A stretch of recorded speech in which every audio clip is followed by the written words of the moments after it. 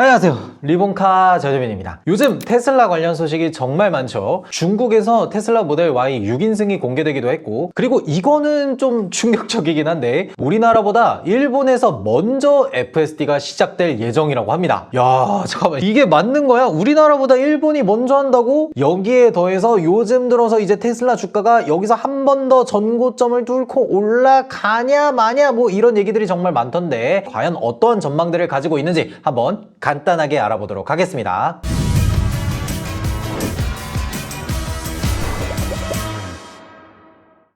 테슬라 모델 Y 주니퍼 모델이 공개되면서 글로벌로 반응이 정말 엄청나죠. 우리나라도 뭐 판매량이 이게 실화인가 싶은 느낌이에요. 판매량이 뭐 6,000대다 뭐 그런 게 중요한 게 아니라 상하이에서 얼마나 생산을 했냐, 우리나라의 캐파를 얼마나 주느냐, 그게 곧 판매량으로 이어지고 있어요. 그런 정도로 정말 인기가 많은 주니퍼인데, 최근에 주니퍼 6인승이 중국에서 공개가 됐죠. 외관이나 이런 것들은 크게 차이가 없는데 전장이 4,976mm로 현재보다 180mm 정도 더 길어졌어요. 그러니까 간단하게 말해서 중형 SUV가 준대형 SUV가 된 거예요. 쉽게 말하면 산타페가 전장을 늘려서 한 팰리세이드 정도가 됐다라고 생각하시면 돼요. 거기에다가 안 그래도 옵션이 상당히 좋은 편이었는데 2열을 캡틴 시트로 만들면서 여기에다가 열선 통풍 시트 기능 넣어주고, 심지어 3열 자체가 앉기에 엄청 힘든 것도 아니더라고요. 물론 성인 남성이 앉아서 장거리를 가기에는 조금 힘들 겁니다. 헤드룸 같은 경우에는 성인 남성이 앉더라도 위쪽으로 이제 공간이 어느 정도 남기 때문에 상관은 없는데, 이 시트에 닿는 부분이 생각보다 훨씬 적을 겁니다. 그러니까 이제 우리가 의자에 앉았을 때 다리를 조금 길게 뻗어서 시트에 허벅지가 닿도록 하는,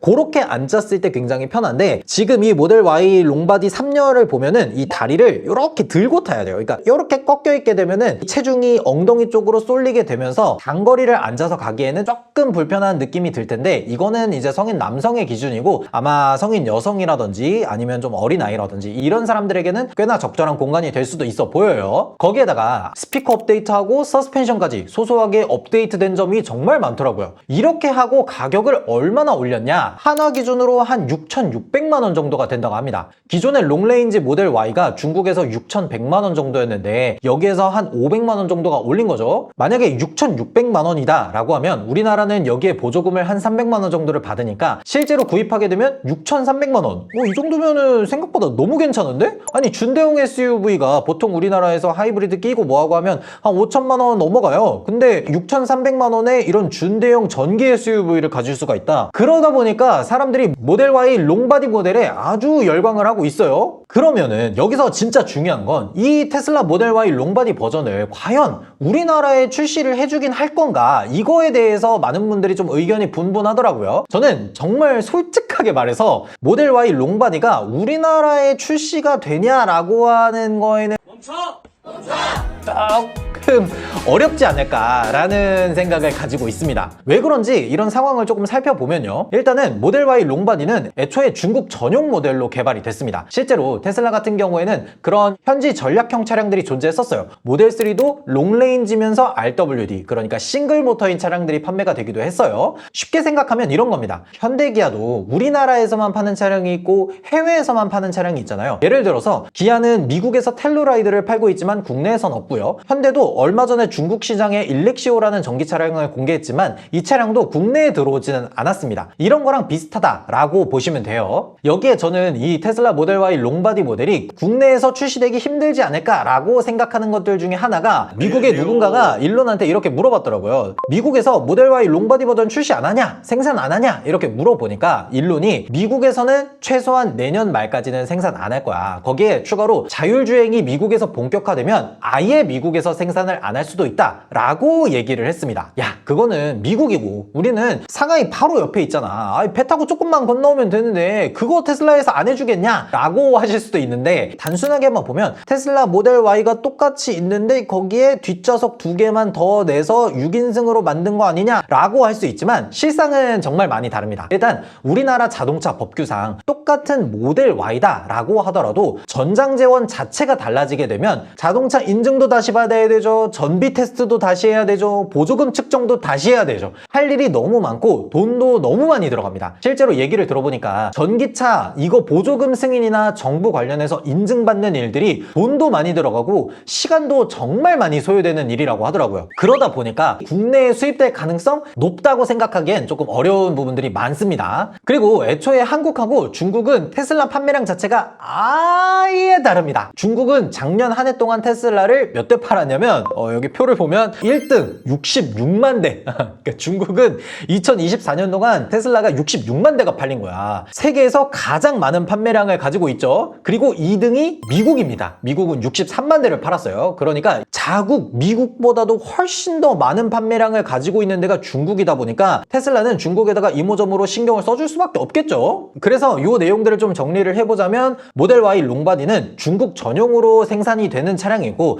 중국 외에 다른 나라로 수출돼서 판매가 되기에는 조금 많이 어렵지 않을까라는 생각이 들어요. 그리고 그 다음은 FSD 관련 내용입니다. 이거 FSD 관련해서 얘기하면 진짜 욕 많이 먹을 것 같은데 최대한 간단하게 얘기를 한번 해보도록 할게요. 사실 우리나라도 FSD 뭐 스마트 서머니 건물 안에서도 작동이 된다든지 뭐 이런 기능들이 풀리면서 야 드디어 한국에서도 FSD 출시가 얼마 안 남았구나 쩐다 뭐 이러고 있었는데 그 뒤로 뭐 어떤 소식이 좀 있을까 싶었지만 없었죠. 네, 없었어요. 그런데 참 이게 말이 되나? 일본이 우리나라보다 먼저 된다고? 아니 이거는 못 참지. 한일 대전에서 우리가 일본한테 밀린다? 야 이거 참기 쉽지 않은데 이게 도대체 왜 그런 건지 한번 살펴보면요. 일본에서 나온 기사인데 일본에서 FSD를 활성화하기 위해서 테스트 운전이 시작됐다라는 보도가 나왔어요. 그리고 실제로 테슬라 재팬에서 올린 트위터 영상들을 한번 보면요. 시내도로에서 주행을 하고 있는데 이거는 전형적으로 우리가 봤었던 테슬라의 FSD가 맞습니다. 오토파일럿 노아 뭐 이런 거 아니고 진짜 그냥 FSD예요. 그러니까 일본에서도 심지어 우핸들 국가임에도 되는 거예요.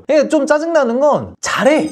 너무 잘해. 너무 잘하니까 금방 되지 않을까라는 생각이 계속해서 들어요. 그러면 왜 테슬라는 한국이 아닌 일본에 먼저 FSD를 출시했을까? 일단 제일 먼저 볼 거는 판매량이에요. 아까도 잠깐 보여드렸지만 2024년 테슬라 국가별 판매량을 보면은 1등이 중국이고 2등이 미국. 이 두 나라가 판매량이 제일 압도적이고 나머지는 거의 비등비등합니다. 그러면 우리나라를 보면은 대략 한 3만 대 정도를 팔아서 9등이고요. 그리고 FSD를 활성화할 예정인 일본이 어딨어? 일본에 이렇게 쭉 내려가다 보면은 5,600대를 팔았습니다. 이게 24등이에요. 판매량 자체만 놓고 봤을 때는 당연히 우리나라를 먼저 활성화해줬어야 될 것 같은데 왜 일본이 먼저냐? 이 각 국에 따른 법규 내용이 완전히 달라서 일본이 먼저 출시가 된 것 같아요. 일단은 일본의 제도, 정책 이런 것들이 어떻게 돼 있는지 먼저 간단하게 한번 보면요. 일본은 2020년도쯤에 이미 레벨 3 자율주행을 합법화했습니다. 거기에다가 2023년쯤에는 이 레벨 4 수준의 자율주행까지 허용하도록 법을 개정했어요. 이 법안을 개정하면서 자율주행 버스, 뭐 로보택시 이런 서비스가 실행되고 있습니다. 이미 나라에서 이런 법규들을 허용해 줬기 때문에 일본에서 FSD가 풀릴 수 있는 기본적인 토대가 빠르게 마련이 된 거죠. 근데 우리나라에서 일본을 보는 시선이 어때요? 일본을 보면은 뭐 아직도 PPT 안 쓰고 프린트해서 기상 방송하고 아직도 도장 찍고 원시적이다 뭐 이런 얘기를 하던 일본이 오히려 우리나라보다 선제적으로 이 법적인 규제들을 허용하고 허가하고 이런 방식으로 대응을 한 거예요. 반대로 한국은 어떻게 돼 있어요? 한국은 안전과 법적 책임 문제 때문에 이런 법규를 고치는 것에 대해서 굉장히 많이 망설였잖아요. 자율주행차 임시운행 허가제 그리고 시범 운행지구 지정 뭐 이런 것들을 시행을 하기는 했지만 그게 규모가 정말 소규모로 진행을 했고 거기에다가 일반적으로 우리가 구매가 가능한 차량에 실제로 FSD와 같은 이런 감독형 자율주행이 허가가 된 적이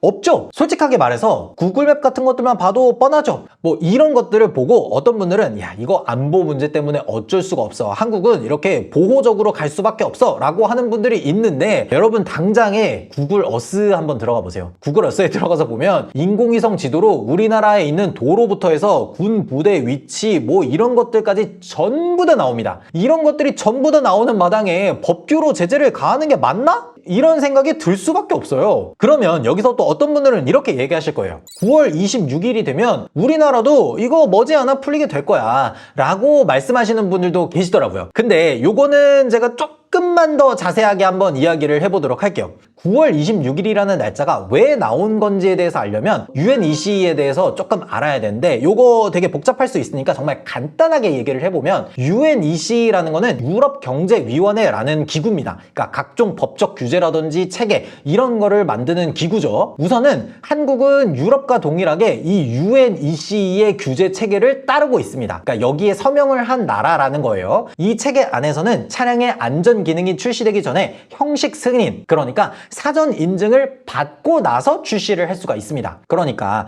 UNECE에서 어떠한 법적 허가를 한다거나 결정이 바뀌게 되면 우리나라도 이거를 자연스럽게 따르게 된다라는 거예요. 그러면 도대체 왜, 뭐 때문에 9월 26일에 대한 이야기가 나오는 거냐? 9월 26일에 UNECE가 심, 그러니까 SIM, 레벨 2 수준의 자율주행, 운전자가 개입하지 않은 상태에서 차선을 변경하는 등의 감독형 자율주행 허가를 결정하는 날짜이기 때문에 그래요. 이게 허가되면 유럽에서 테스트하고 있는 유럽형 FSD가 풀릴 가능성이 매우 높아지고, 덩달아서 여기에 서명한 한국에서도 FSD가 활성화될 수 있는 가능성이 높다라는 게 한국에서 이 9월 26일이라는 날짜가 뜨게 된 이유죠. 그런데 9월 26일에 허가가 될지 말지 논의되고 있는 이 SIM이 굉장히 분분하게 아직도 논쟁이 오가고 있는 상황입니다. 이게 허가가 100% 완벽하게 되냐 안 되냐 이런 문제를 떠나서 각국의 의견이나 분쟁 이런 것들이 계속해서 이루어지고 있는 상황이에요. 그러니까 레거시 자동차 업체들을 가지고 있는 나라에서는 이 허용을 하는 범위에 대해서 약간 논쟁적인 부분들을 많이 가지고 있더라고요. 예를 들어서 어떤 분들은 야 이거 시내 주행에서도 다 허가하자 라고 하는 분들이 있는 반면에 야 시내 주행까지는 아직은 하지 말자, 여기 말고 일단은 고속도로에서만 먼저 허가를 해보자 라고 얘기를 하는 반대 입장도 분명히 있습니다.